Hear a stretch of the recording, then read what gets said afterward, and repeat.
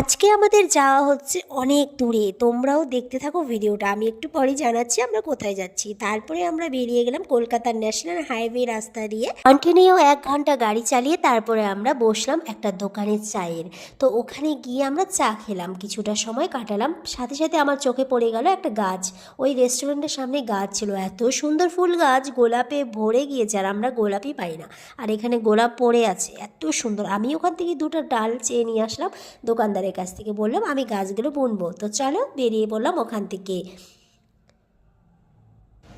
চাটা ছিল ভীষণ টেস্টি। আর এখানে একটা জিনিস ভালো লাগলো, মাটির ভাঁড়ের মধ্যে চা দেয়। যেই দোকানই হোক মাটির ভাঁড়ে ছাড়া চা দেবে না।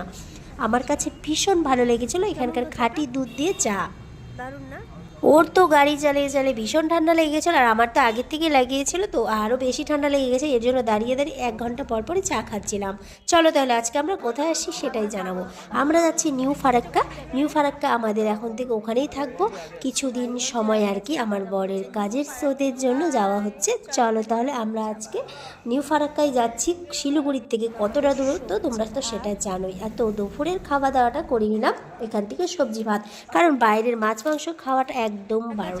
আমরা যেন বেরিয়েছিলাম 11টায়, পৌঁছিয়েছি যেন কখন, রাতে 8টার সময়। গাইস এতটা কষ্ট হয়েছে, আমি ভীষণ কষ্ট। ও গাড়ি চালিয়ে ওর চোখগুলো টমেটোর মতো লাল হয়ে গেছে, আর আমারগুলো একটু হালকা হয়েছিল। চলো তাহলে আমরা পৌঁছে গেছি ফারাক্কায়। তো দেখাচ্ছি নেক্সট ভিডিও। বাই।